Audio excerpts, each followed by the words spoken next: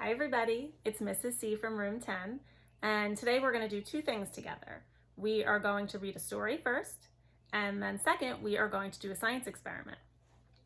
So yesterday, we started learning all about plants, right?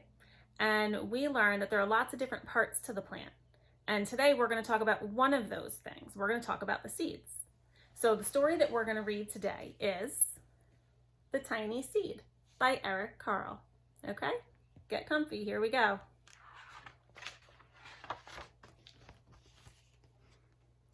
It is autumn. A strong wind is blowing. It blows flower seeds high in the air and carries them far across the land. One of the seeds is tiny, smaller than any of the others. Will it be able to keep up with the others? And where are they all going? One of the seeds flies higher than the others. Up it goes. It flies too high, and the sun's hot rays burn it up. But the tiny seed sails on with the others. Another seed lands on a tall and icy mountain. The ice never melts, and the seed cannot grow. The rest of the seeds fly on, but the tiny seed does not go as fast as the others.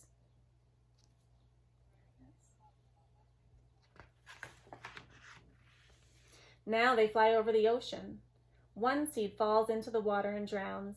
The others sail on with the wind, but the tiny seed does not go as high as the others.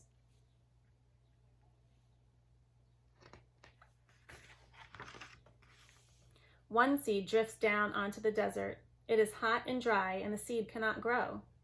Now the tiny seed is flying very low, but the wind pushes it on with the others.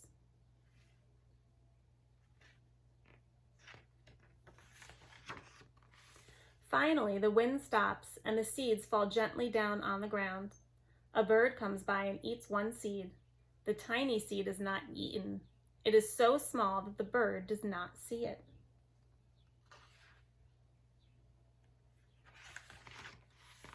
Now it is winter. After their long trip, the seeds settle down. They look just as if they were going to sleep in the earth. Snow falls and covers them like a soft white blanket. A hungry mouse that also lives in the ground eats the seed for his lunch. But the tiny seed lies very still, and the mouse does not see it. Now it is spring. After a few months, the snow has melted. It is really spring. Birds fly by, the sun shines, rain falls. The seeds grow so round and full they start to burst open a little. Now they are not seeds anymore. They are plants. First, they send roots down into the earth.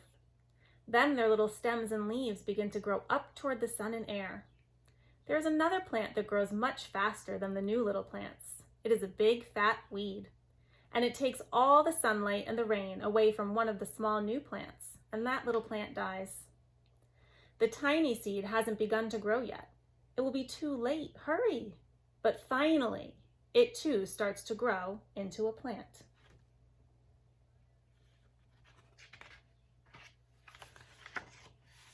The warm weather also brings the children out to play. They too have been waiting for the sun in springtime. One child doesn't see the plants as he runs along and, oh, he breaks a new one. Now it cannot grow anymore. The tiny plant that grew from the tiny seed is growing fast. But its neighbor grows even faster. Before the tiny plant has 3 leaves, the other plant has 7. And look, a bud, and now even a flower. But what is happening?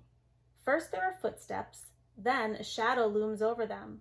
Then a hand reaches down and breaks off the flower.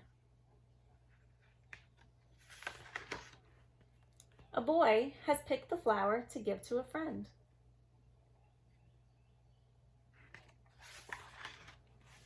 It is summer. Now the tiny plant from the tiny seed is all alone. It grows on and on. It doesn't stop. The sun shines on it and the rain waters it. It has many leaves. It grows taller and taller. It is taller than the people. It is taller than the trees. It is taller than the houses. And now a flower grows on it. People come from near and far to look at this flower. It is the tallest flower they have ever seen. It is a giant flower.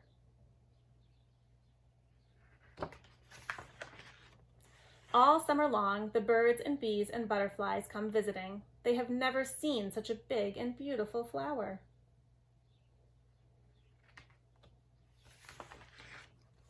Now it is autumn again. The days grow shorter, the nights grow cooler, and the wind carries yellow and red leaves past the flower. Some petals drop from the giant flower, and they sail along with the bright leaves over the land and down to the ground.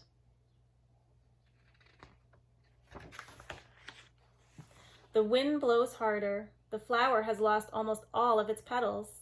It sways and bends away from the wind. But the wind grows stronger and shakes the flower. Once more the wind shakes the flower, and this time the flower's seed pod opens up.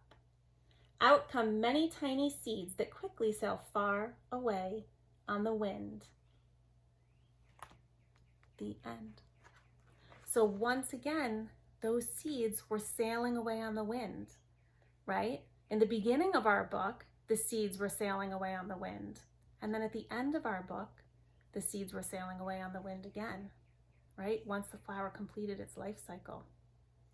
So we are going to talk a little bit about seeds and how they move.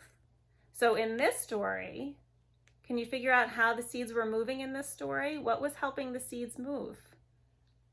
It was the wind, right? There's another really cool way that some seeds move, and you notice it in the last page.